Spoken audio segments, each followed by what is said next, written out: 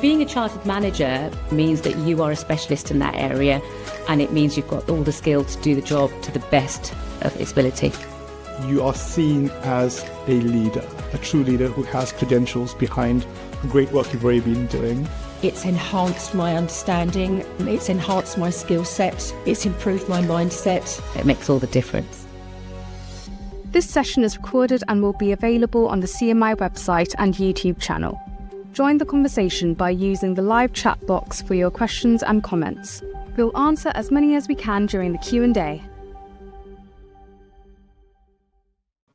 Good afternoon, everyone, and welcome to the Trauma-Informed Leadership. What is it and how can it help your workplace digital event?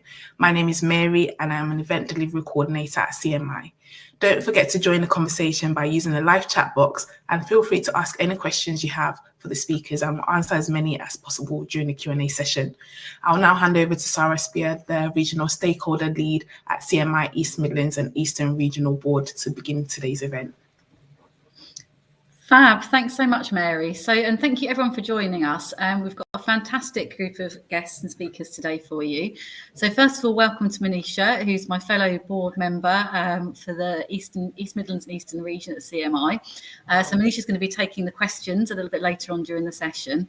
But most importantly today, I'd like to welcome our two speakers, so Professor Maria Mellons and Caroline Strawson. So really lucky to have both of them with us today. So I'm going to hand over to them to introduce themselves and tell you a little bit about their experience and how it informs today's session. So Caroline, do you want to go first?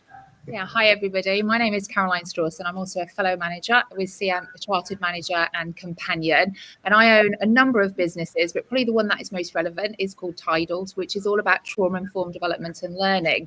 And that really came about from my own experiences of building my own business and being a leader within that business and understanding the challenges. So I'm really, really excited about talking about trauma-informed leadership today.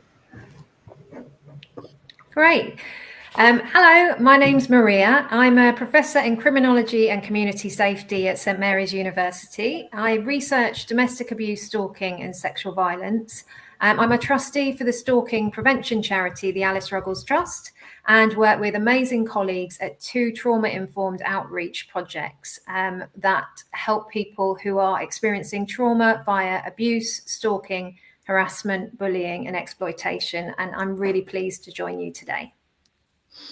Amazing. Thank you both so much. So we're going to start with some questions. I know you both got some slides to go through as well to tell us a little bit more about what we're talking about today. So our first question then, so what do we mean by trauma and why is this a workplace issue? And I know, Caroline, you're going to start us off with this. Yeah, I think it encompasses everything that we're talking about today. You know, what is trauma? Because it can be quite a divisive, scary word when we're using that in the workplace. And I think it's really, really important actually for us to understand what trauma actually means and the impact in the workplace. So if you just move on to the next slide then, please. Now, I talk about this and I use an example of calling it the invisible trauma backpack. And a lot of people think, and what they will say when you are in that workplace, I don't have trauma. And people dismiss it very often without realizing that trauma isn't an event, it isn't a person. So trauma isn't the manager you have, it isn't the leader you have, it isn't the team that you have. Trauma is actually what happens inside of you as a result of what happens outside of you. Meaning, whatever you've got in your invisible trauma backpack, which comes from your own lived experiences actually as well, and even generational pieces that we can have in there, that impacts how we show up as leaders within the workplace. So next slide, please. So let's look at really what exactly is trauma-informed leadership if we're using that as the context, that it's not necessarily anything external.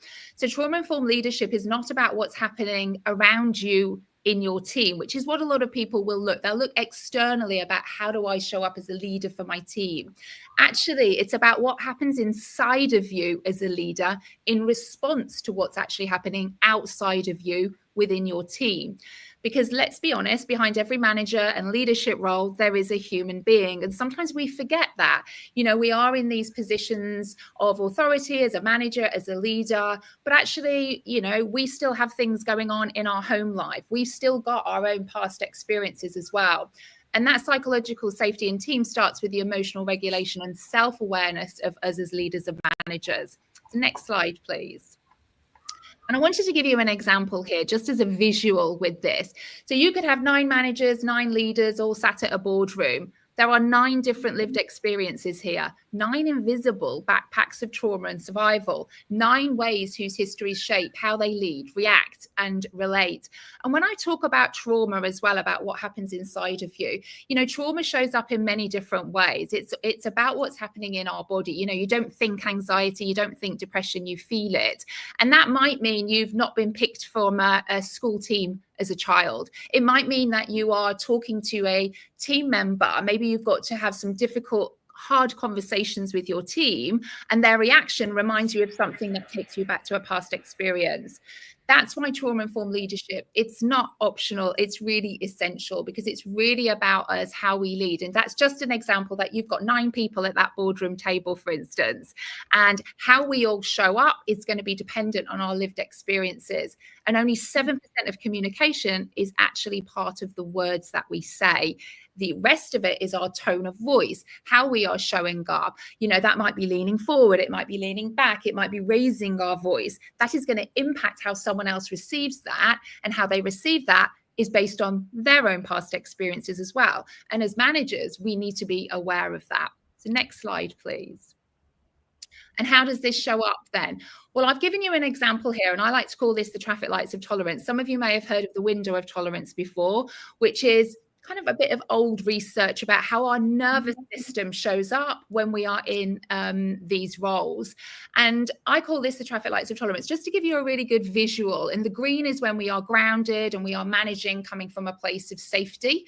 The yellow is when we're in a fight-flight response. We're mobilizing more energy on our body. We're more likely to look really busy, to really show up. We've got that buzzy energy. Our voice might raise, and our body language shows up very differently. And how someone receives that can be very, very different.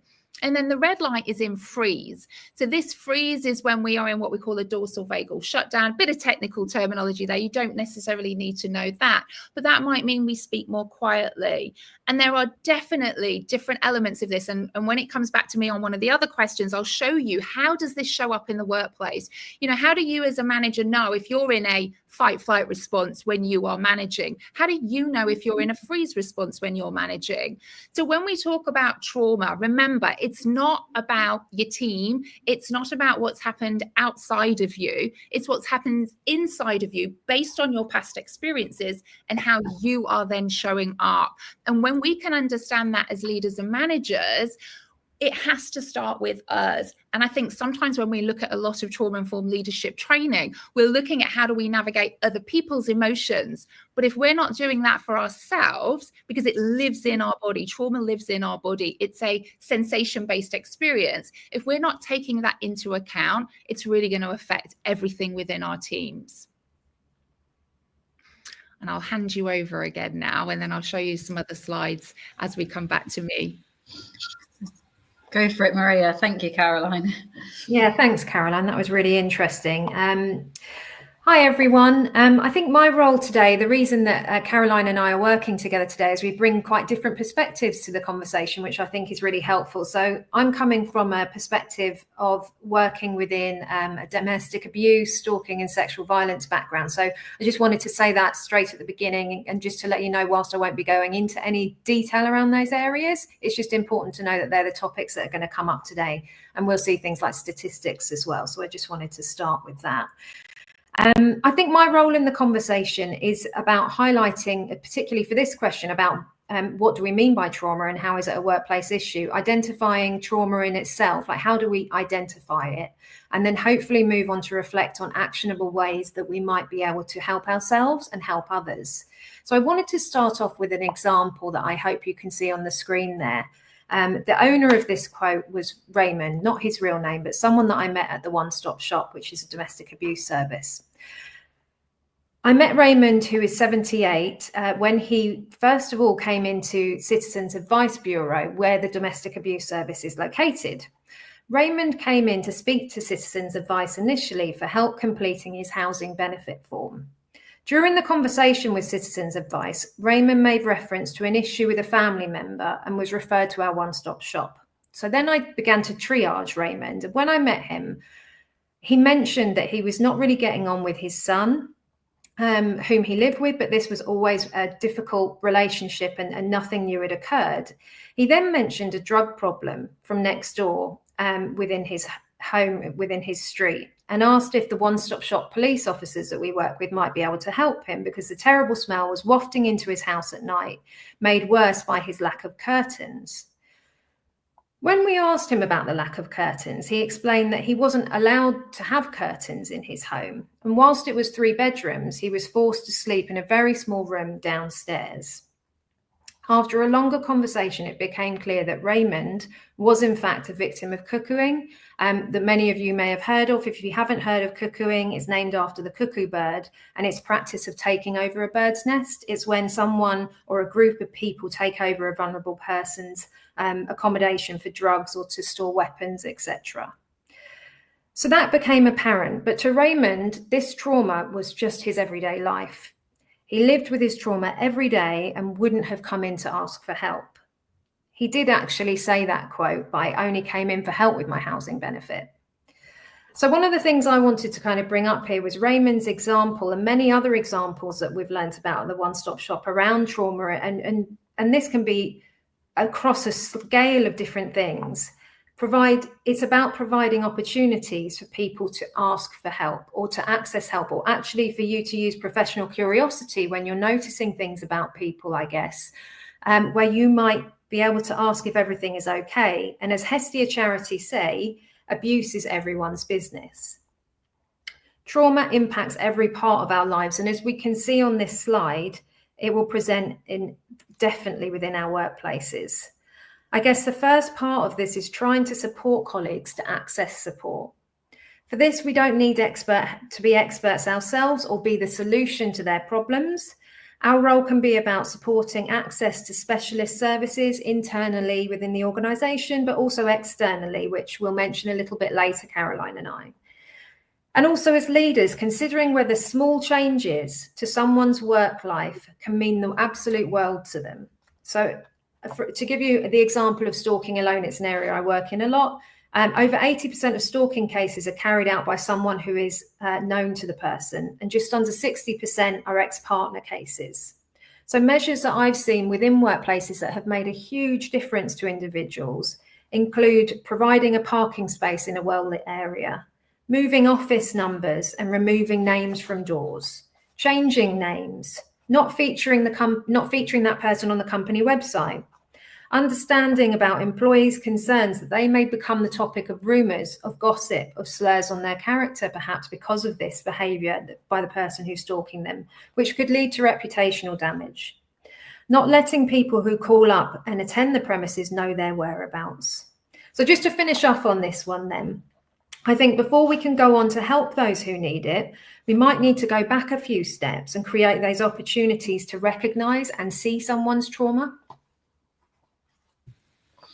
Fab. Thanks, Maria. That's a really insightful example of how just noticing and probing questions can sort of really unearth a lot of important things. So let's dig into that a little bit more, and particularly sort of in the workplace context. So can you tell us a bit more about different types of trauma and what sort of signs should managers be aware of, both in their employees, but also for themselves as well? And you started off with the example, Caroline, of the backpacks. So yeah, thinking about our own well-being as well as our employees. So Maria, do you want to start on this one? Yeah, thanks, Sarah. Okay, so I just move along. Okay, so I think we've sort of already begun to unpack what trauma is, so we'll probably touch on this again in a little while. But because we've only got limited time today, I was going to focus on one area in particular that can cause trauma, which is that of abuse and exploitation, and then perhaps we'll expand this out to other causes of trauma as we go through the conversation. Sadly, I chose these things because they are so common, as we'll see in a few slides' time. This is an excellent piece of work where the author Bessel van der Kolk explains how abuse and violence can create a hyperactive alarm system that Caroline's already started to talk about, where a body can get stuck in this trauma response of fight, flight and freeze, or even fawn, and other responses as well. So I just wanted to mention this in case anyone hadn't come across it. It's a fantastic piece of work. Professor Evan Stark referred to domestic abuse, and especially coercive and controlling behaviour, as a liberty cage. And I really like that term. I think it really encompasses what coercive and controlling behaviour is. And it's one of the most common forms of abuse that often has no physical bruises, but is an attack on someone's human rights, their liberties. And it can involve stopping someone from eating, sleeping in a bed, controlling their access to light, their warmth, severely isolating someone, their micro-regulation of their everyday activities. So one of the best analogies I've heard of around coercive and controlling behaviour is the frog in the pot scenario. A frog might jump into a boiling pot and jump straight out again because they can see the danger. But a frog in a cool pot that heats up very gradually over time and may be disguised by love bombing behaviours, by gaslighting tactics that may seem appealing at first, may entrap that frog inside of that pot over a long period of time, and eventually they may never get out. So I think that that's an important kind of access point for us to be thinking about with colleagues that may be presenting signs of suffering. And those signs can be mental health impacts like panic, irritability, constantly questioning themselves, so things that might seem out of character, being very easily startled, living in a state of hypervigilance, perhaps. Wider health impacts as well could be things like sleep loss, headaches, weight loss and weight gain. And social and work and education factors that might come into play here are increased isolation. Is there an avoidance of everyday routines, such as not wanting to go to the gym anymore or not wanting to go on the school run? And deleting social media, perhaps it might be out of character. So I've just put some quite concerning statistics on the screen there of some highlights around recent research within domestic abuse. That middle one there, police receive a domestic abuse related call out every 30 seconds, just to kind of underline, unfortunately, how prevalent this is. And with stalking, I think my links with the Alice Ruggles Trust in every environment that I'm in, I think stalking is something that I always like to talk about for a few moments, because I think there is a lack of identification generally, even within law enforcement, around stalking. So it's definitely worth pondering for a few minutes. And in terms of signs with stalking, it's very, very difficult to pin down. It's been called insidious, it's been called psychological terrorism, but it can encompass a whole variety of behaviours, like following someone, obviously, turning up at someone's work, so how it can play out in the workplace, turning up, bringing quite embarrassing gifts sometimes to someone's work, clicking on someone's LinkedIn profile constantly to just let them know that you're there, sending small amounts of money. There's such a thing as a 1 penny transfer, which again is that same kind of motto of trying to kind of contact that person that doesn't want you to contact them. Writing malicious comments on social media pages as well. Unfortunately, just like domestic abuse, and very related to domestic abuse in that over half of cases are ex-partner cases, it is a common crime as well. But unfortunately, as you can see from the statistics here, that victims don't tend to report to the police till the 100th incident. And I think you can probably understand why that is, because it is so hard to detect when does this become stalking.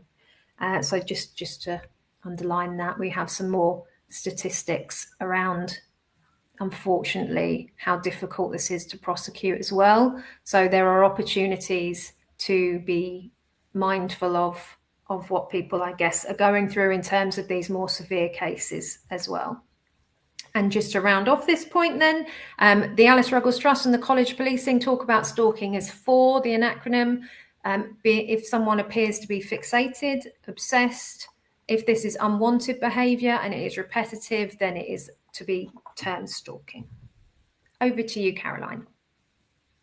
Thank you. So I think with everything that Maria has said, and I myself have experienced domestic abuse too, and what I would say for any of you listening to this, again, to reach out to relevant places, because I think when you attend some of these webinars, sometimes things can come up that maybe you don't even realise as well. So I think I just want to speak to the fact that if you can relate to any of these things, obviously, you know my name and Maria's name, if you need any signposting, anything with what we've spoken about, but also seek out about that level of support as well, without judgment, without shame in that scenario. And I think when we talk about domestic abuse, stalking, coercive control, we're all human beings, and those people in the workplace, you may not know, and the workplace could be the only safe place actually for somebody to be at, which is why trauma-informed leadership is so vitally important for many different reasons, for you as a leader and manager, and also for those that you are responsible for. And when I talked a bit earlier about that traffic lights of tolerance, really to try and give you a visual analogy of how we show up as human beings in our role, because at the end of the day, we are still a human being with feelings, with lived experiences, and that will shape not only how we show up as a starting point, but how we also receive other people's behavior in that workplace as well. And you may have people in your workplace right now that are struggling with domestic abuse and coercive control. You may have people that have had childhood trauma that you may not know, but it will be showing up potentially in how they are showing up in the workplace. So when I showed you that traffic lights of tolerance, and I talked a bit about those nervous system responses in how we show up, whether it be in a fight-flight response, which is that yellow, we mobilize more cortisol in our body. We are much more with movement, our voice, and how that shows up. And then that red light, that freeze, where we tend to be a bit quieter. Now, these are all subtle cues that we need to be aware about how we show up as leaders and managers in the workplace, but also subtle cues of how we can recognize how our team are showing up as well. And I wanted to give you some real world examples, really, of how that might show up. So you might have, and this can be for yourself as a leader, or maybe you can notice that from someone in your team, because whenever you're showing up from a survival response in the workplace, whether it be yourself or your team, whether you're in that yellow light or that red light, you are not performing at a high level. You're more likely to suffer with chronic illness. When you have somebody who's in a survival response, they're pumping out a lot of cortisol, they're in a survival mode, and all of their other systems will shut down in their body, leading to problems in the endocrine system, the digestive system, the immune system. That's why chronic illnesses is on the rise, because primarily chronic illnesses, because many people are living in survival responses. It's a tough old world out there right now for many, many different reasons. So you may have somebody, including yourself, and I'd love you to kind of check in to see, can you relate to any of these as a leader and manager? Or maybe you can start to notice maybe some subtle cues of those that you're working with as well. Because if we can spot these cues, because very often we don't, very often when we're in a management position, we've got deadlines to meet, we might be feeling that pressure as well, but we're also a human being behind that role. So some signs that you or maybe your team might be operating from a freeze survival response, for instance, somebody who's struggling to make decisions, they're feeling stuck in choices, even teeny tiny ones. And that goes back to maybe what Maria was saying in domestic abuse, where we don't even trust our own decision-making processes. Many people who are experiencing domestic abuse are likely going to be stuck in freeze with moments of explosive anger.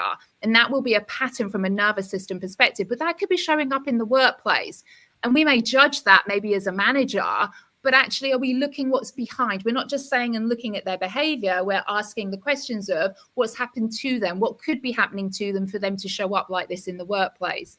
Someone who's avoiding important tasks, maybe they're worried about being judged. Maybe they're worried about getting something wrong. Starting but not finishing projects. Again, that fear of failure. Hesitating to ask for help. People might think, they'll think I'm stupid. They'll think I'm a failure. They'll think I don't know what I'm doing. So all of these are subtle cues and signs of somebody that might be operating from a freeze response in that workplace. And there are lots of things that we can do as leaders and managers, both for ourselves and also for our teams, of how we can shift people out of these survival responses. And remember, that doesn't mean all of the struggles, all of the challenges that somebody's got in their life have gone away. We're looking at this from a nervous system perspective and how we show up from very much more a human-centric perspective. Next slide, please, Mary. And this very often leads people to what we call working in functional freeze. A huge amount of managers I know are operating from a functional freeze. So they're looking like they are functioning, and nobody would maybe know, because they're looking like they're doing all the right things, but they're not performing at a high level. They're pushing themselves beyond. But at some point, something has to give.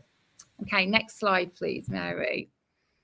Okay, so now let's look at somebody who's maybe stuck in that sympathetic, the fight-flight response, mobilizing a lot of that cortisol, constantly working without rest.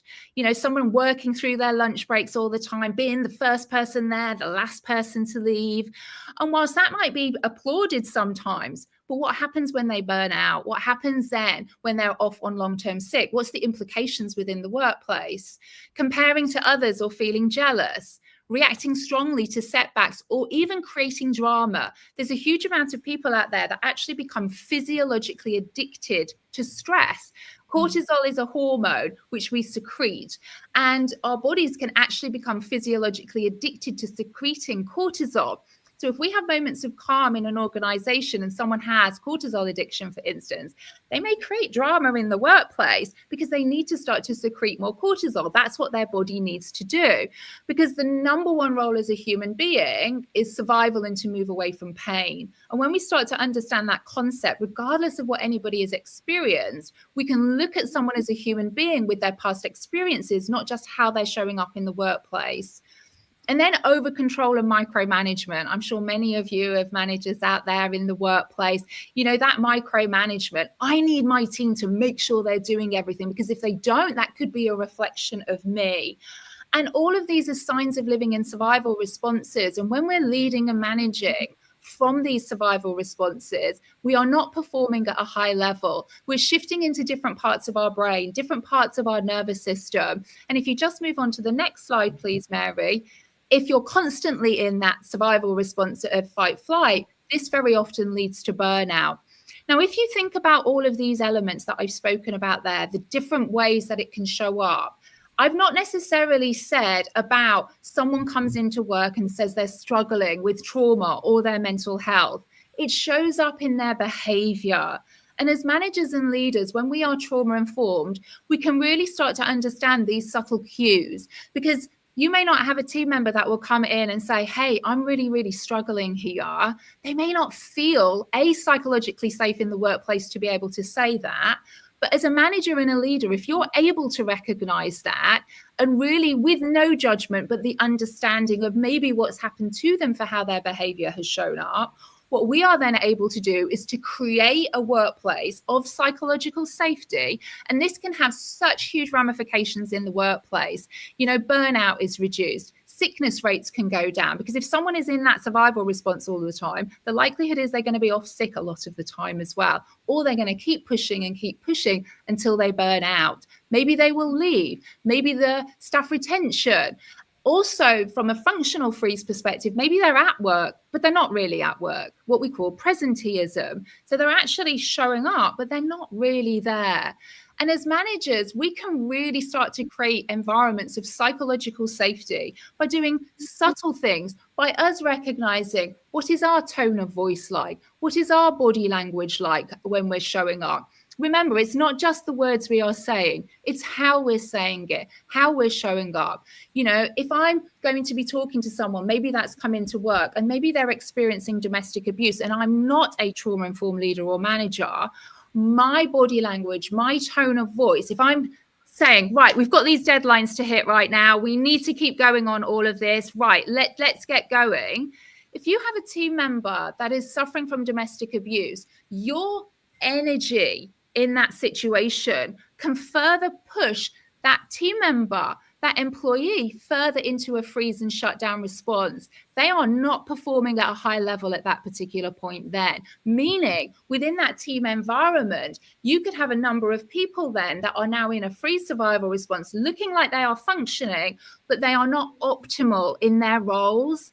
So as managers and leaders, we really need to understand, how do these survival responses show up? Not just in someone saying, hey, I'm suffering, but how does it show up in these subtle cues? And how, as managers and leaders, can we help and support? If you just move on to the next slide here. And this is really a leader in regulation, the green light. This is where we would ideally all like to be. But remember, when we're working in a trauma-informed leadership perspective, that doesn't mean we don't have challenges. That doesn't mean we're not going to have a bad day. That doesn't mean we're not stuck in traffic on the way to work, for instance.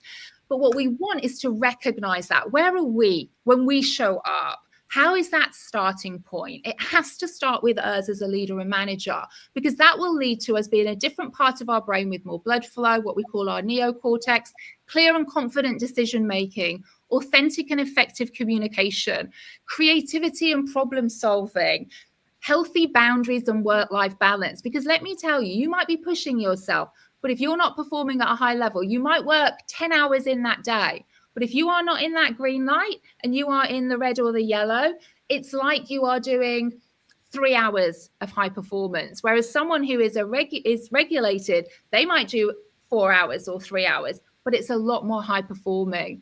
So we really need to understand what trauma is, how it shows up in that subtle cues, how we can help and support our teams. But the most important part is, how are we showing up? What are we doing? Are we looking externally how we can support everybody else? But actually, it needs to start with us as a manager and leader with how we are showing up. So just kind of have a think about maybe some of the things that I've shared with you. And if you want to share in the chat as well, can you recognize maybe if you are in a survival response in your role, what resonated with you? Because that doesn't mean you're a bad person. It just means let's get curious about why you are in that survival response. And that doesn't mean we have to be therapists either, but just how do we then support people to shift that nervous system so they can show up more in regulation within the workplace? Well, that's really fascinating. Thanks, Caroline and Maria. I want to probe a little bit more about the psychological safety. So you started talking about sort of tone of voice and sort of how that can affect the safety people feel. Is there anything else that we can sort of learn from this? But how do we create that psychological safety in the workplace? And I'll start with Caroline and then anything else from Maria. Yeah, I mean, it has to start with us at the end of the day. If we want high performing teams, if we want to reduce absenteeism, that psychological safety is vitally important. And I think the first thing to recognize here is when we're creating psychological safety, that doesn't mean we're eliminating challenge. It doesn't mean we're eliminating struggle. And I think sometimes we think it's an either or. Actually, it's both and. So when we're creating these psychological safe workplaces, how we are showing up, what are we doing? What are we role modeling? What are others doing? If you have somebody in a role, what are we rewarding? Are we rewarding someone who is heading towards burnout? Actually, we need to be looking at creating a safe environment for someone to share if they have a challenge. We want to be able to create a safe environment because your teams may have real creativity there as well. But if they don't feel safe to share, if they don't feel safe to ask questions, then what we're doing, just for instance, like if you think of feedback, for instance, we can all manipulate how we receive feedback from our teams. But actually, even with some of the trainings I do about giving and receiving feedback, how are we setting up the feedback in itself? Are we creating an environment where we as managers and leaders are okay with our organization critiquing maybe how we are showing up as well? So I think the importance around psychological safety is recognizing behind every role there is a human being, every voice matters, and however anybody shows up, not judging them on that, but getting curious about what has happened to them for them to show up like this in that situation, and having honest conversations without feeling or moving someone into feeling shame where they'll never ask a question again. Super. That's so important. Maria, anything else that you wanted to add on that? Yeah, thanks a lot, Sarah and Caroline. Just carrying on from there, some points I was thinking about with this are about creating kind of safe, confidential opportunities to disclose, which is, themes that have come up today.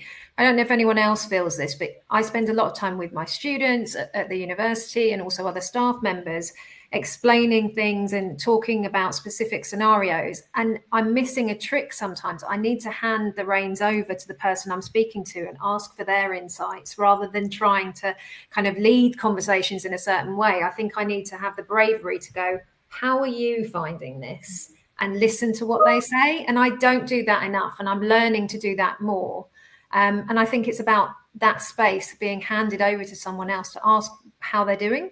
And that can be done in a number of ways. And if you don't feel like you're the correct person that they're going to share with, can you create scenarios where team members might be able to be those people to support and to find out insights into someone else's life. So for me, a lot of this is around the opportunities for those outreach and moments.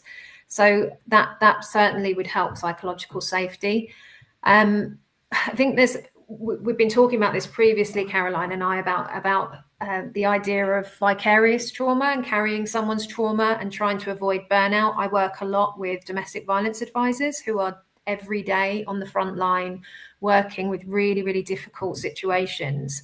And it's important to protect their knowledge because they are incredible, the amount of things that they learn and can deal with. But burnout is a real challenge because how do you keep someone in a role if they are experiencing vicarious trauma and leading to that burnout? And one of the ways I think that they are ambassadors, and I think listening to them is probably key because they are at the extreme end of this, is around having clear boundaries and maintaining those boundaries. So that could be not asking or kind of giving opportunities, yes, but they're not being the solution for that person and not taking it all on board yourself, because they might have something really traumatic happen at 9 p.m. and they might message you and you have your life that's going on and you don't respond, and then something really bad might happen. So we talk about kind of the boundaries around how we can make those clear that are really caring, but then perhaps actively bringing someone to services and experts that can help support them in an expert way. And these are services that I'm just going to pop up now that can be really helpful, that you can call as a leader, you can call as a family member, as a friend, or indeed if you are experiencing any difficulties yourself. So this is the Domestic Abuse Helpline, which is an excellent resource. I've called them on behalf of other people before, and they're really, really informative, and they will definitely work with colleagues who are struggling to find the right support for someone.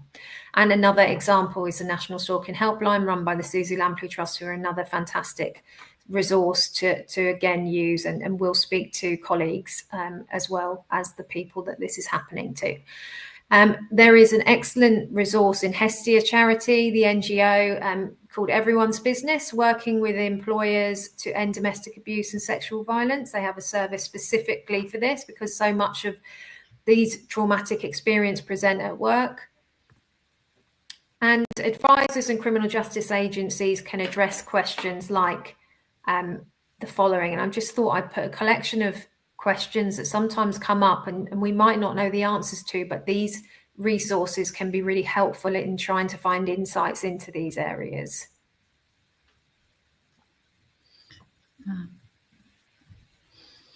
Yeah. And just a couple more.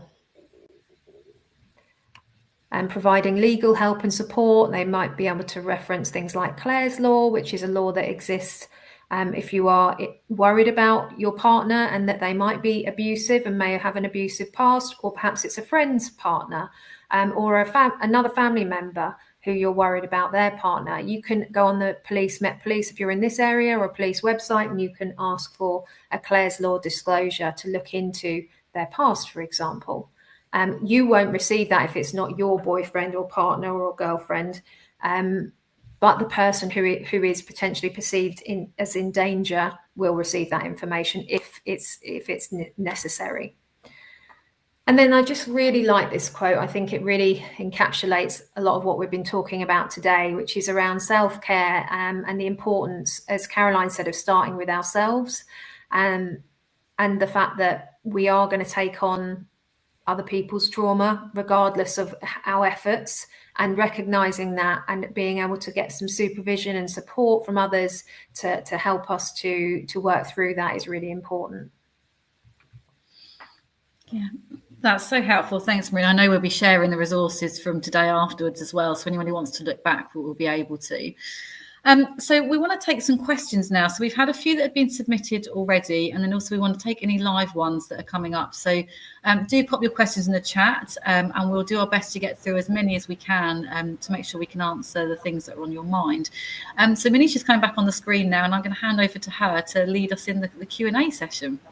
Thank you so much, Sarah. And can I just say, Maria and Caroline, there's so many vital and important facts that you've just shared there and examples. So already a great start. So we're going to start with a couple that have been submitted, and we're going to put them up onto the screen as well. I'll also take this moment just to apologise for if I pronounce any names incorrectly, just for the courtesy of those that have submitted. So Shatithra has submitted this one, which is, how can we alchemist trauma into a power? Yeah, I mean, I think with something like this, when we're talking about alchemist trauma into power, it's recognizing that when we acknowledge that maybe we've experienced trauma. And I think one of the things I want to speak to here, because I'm just reading some of your questions and stuff in there, you know, we've talked about domestic abuse and stalking, and we would naturally obviously assume that that is trauma, it's traumatic experiences. But equally, this can be you weren't picked from a school team as a child. It might be you had surgery as a child. It's about how that feels to you. And, you know, sometimes we think, well, I've never experienced anything. Why am I showing up like this? And sometimes we feel guilty about that. And I think, you know, how you feel is how you feel. And that is what is important in all of this. And from that alchemy, from a trauma perspective into power is, it's always going to be an ongoing internal reflection of how we show up, because we can still have good days, bad days. And what we want to do, if we're looking at this again from a nervous system perspective, is building capacity for us to be able to cope in these challenging situations. You know, if I take myself back 10, 11 years ago, I had my house repossessed. I was in a domestically abusive, coercive, controlling relationship. I was made homeless with myself and my 2 children. Yet here I am, sat here right now with, you know, businesses, and as a therapist, as a coach, as a leader and manager like this. And if you'd have said that to me, I would never have said that. So when we talk about shifting that into trauma, does that mean I have days when I'm not angry or cry? No, of course I do.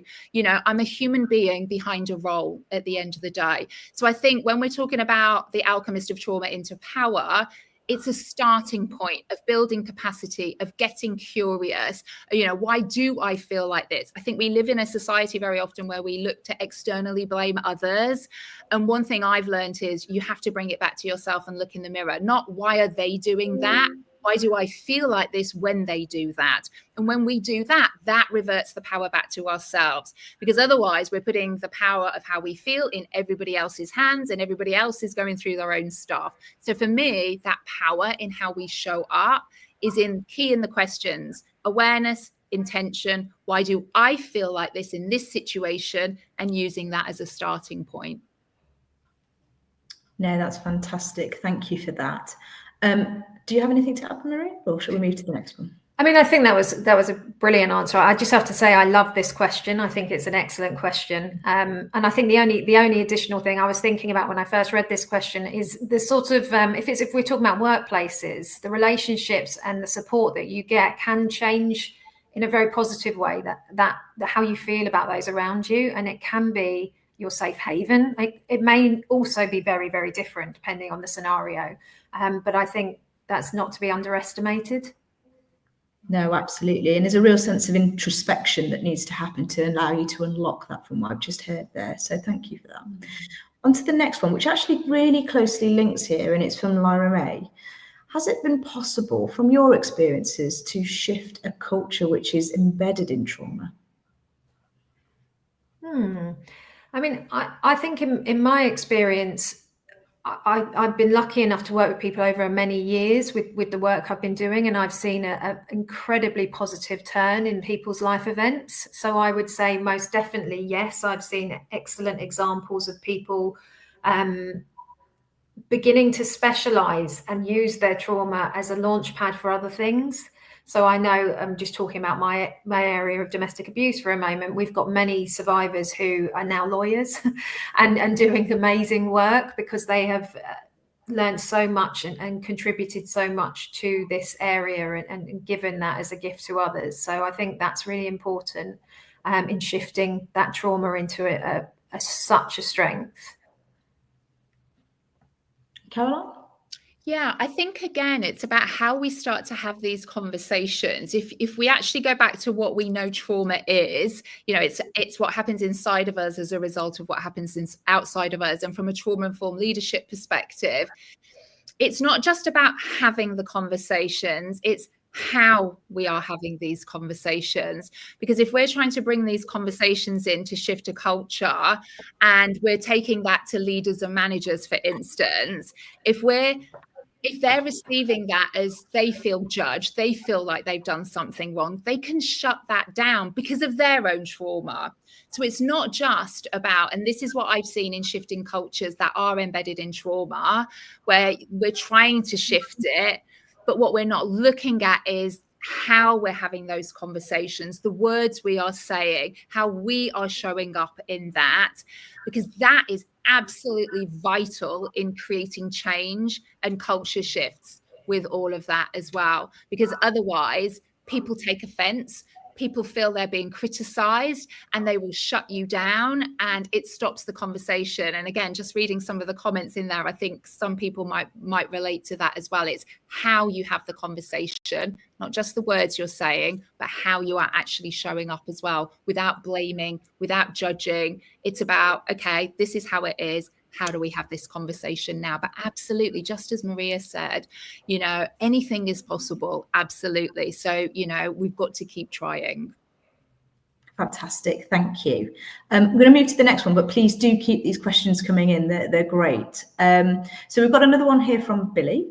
How do you balance being trauma-informed and supportive in the context of performance or disciplinary issues?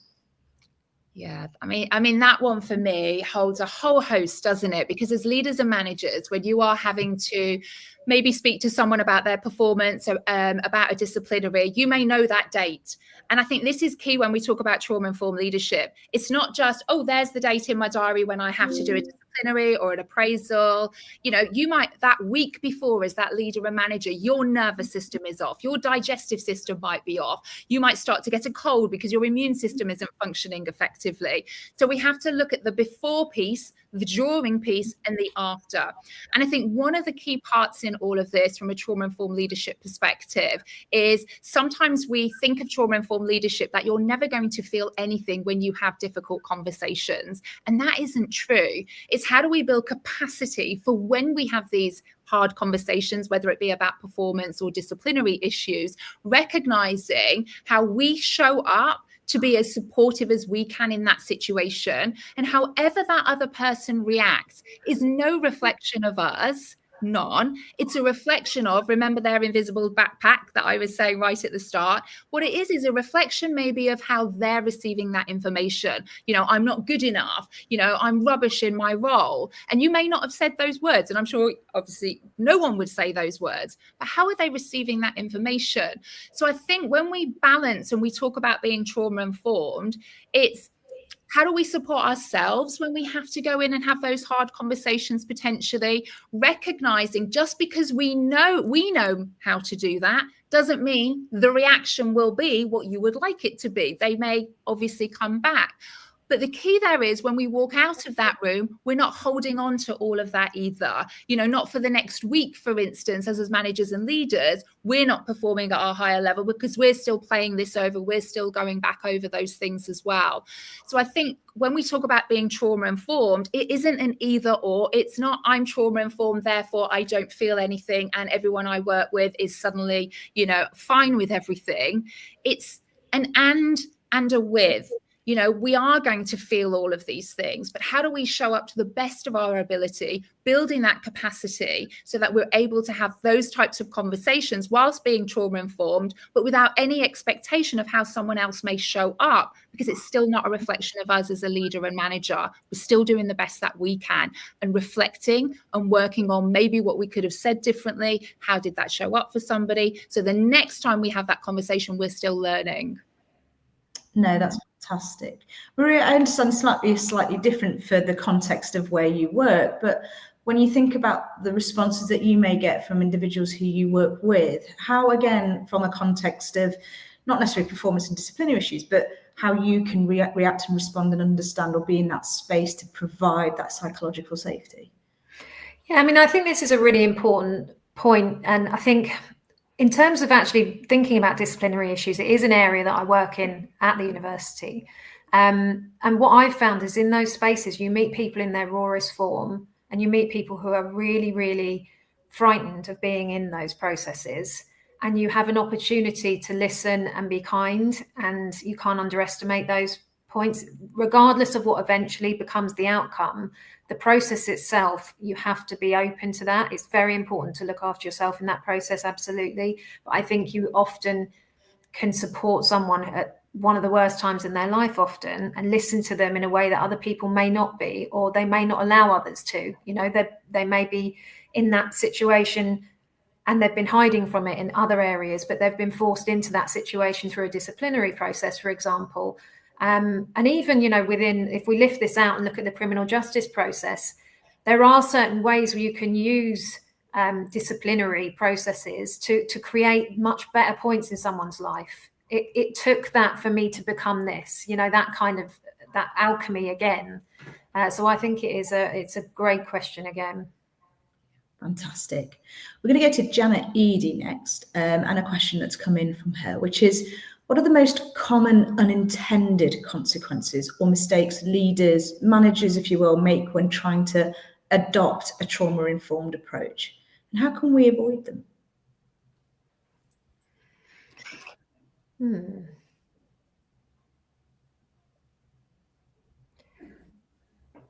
I think there's a number of kind of, I'm trying to think of how this has played out that I've seen. I think language is really important. That's one area I would be thinking about with this. Being really careful with language. Saying less is probably better if you are not familiar and an expert in an area. You know, this is a really terrible example, but if you meet someone from a domestic abuse setting and you think that this person's being abused, and just saying to them, you know, why don't you just leave? I think we know how difficult and how complex these scenarios can be for people, and they're being subjected to something. So, you know, the kind of myths and things to avoid, and being incredibly careful with language. But having said that, you know, we're not expected to be experts in everything.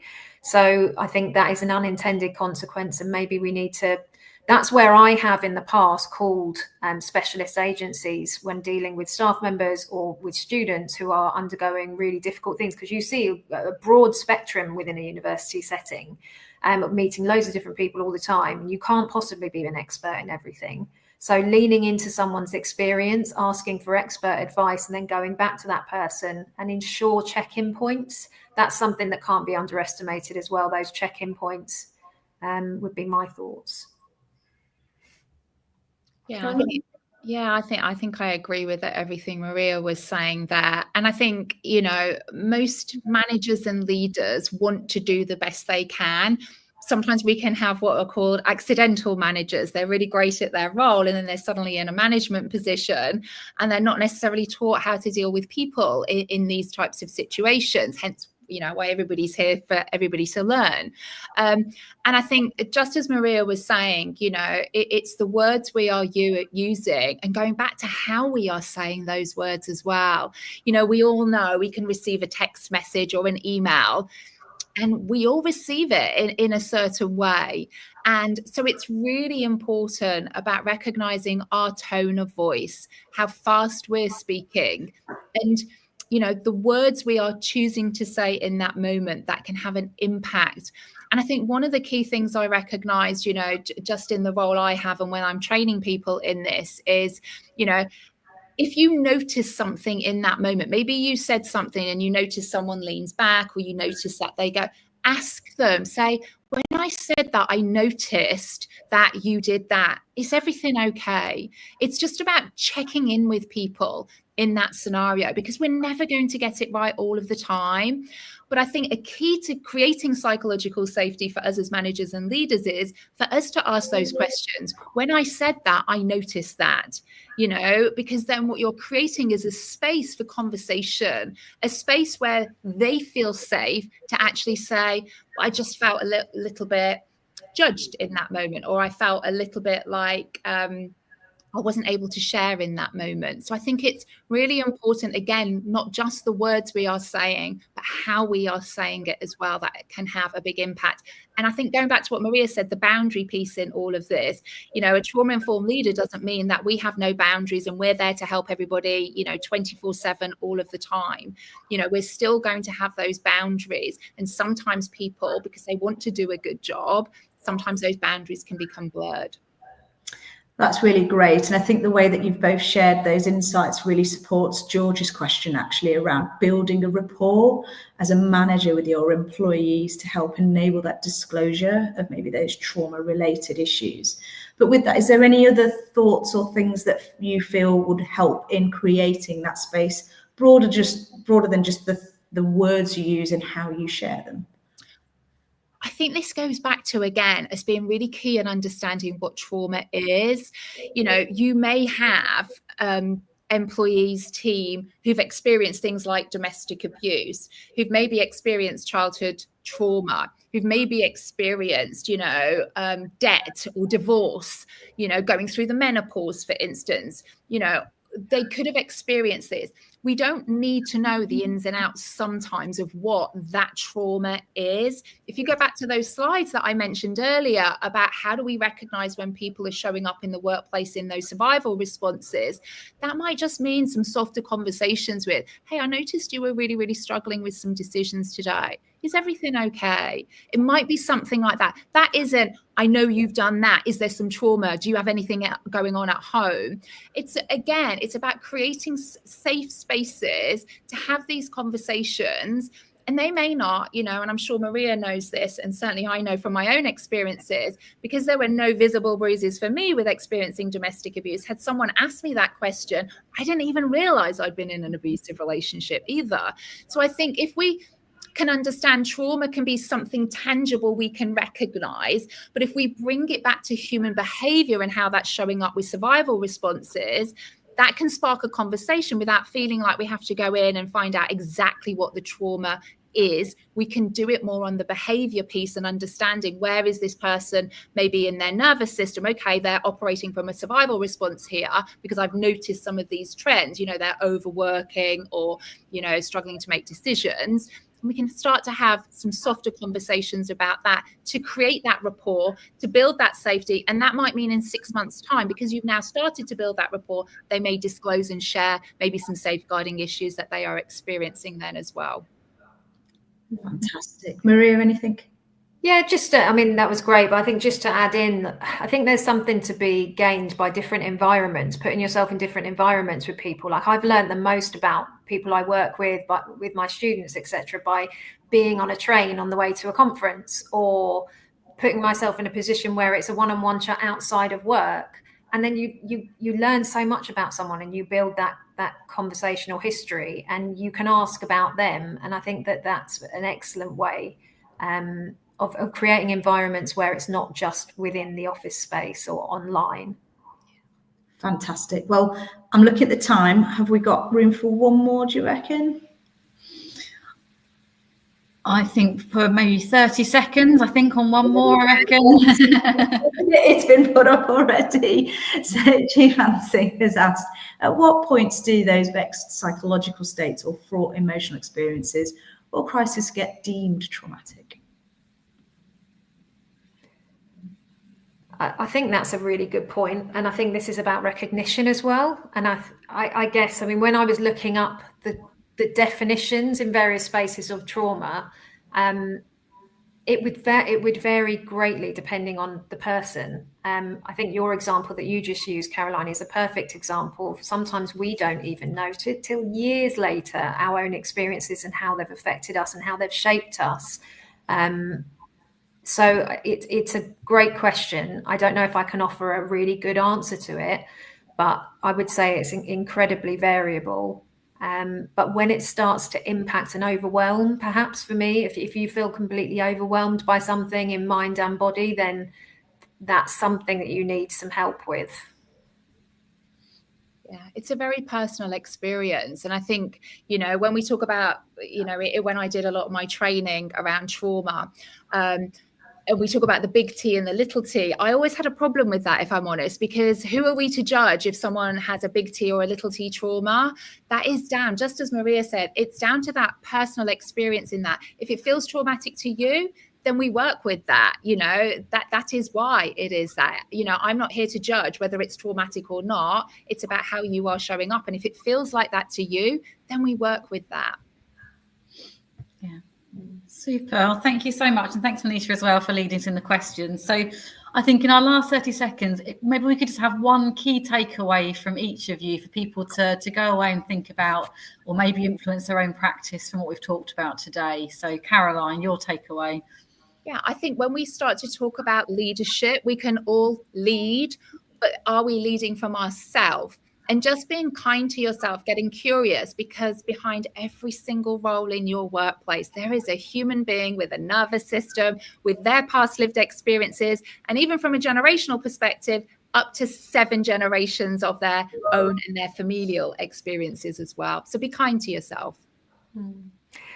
And from me, Sarah, I think it's about creating vital opportunities for people to have these conversations, and for us to think about the signs that we might be able to spot. Yeah. Brilliant. Well, thank you so much. I think it's been a fascinating session. Thank you to everyone who's joined us as well and has contributed by putting questions and comments in the chats too, and just by being here and listening and being interested and being curious, as we talked about earlier. So thanks, everyone, and I'll hand back to Mary.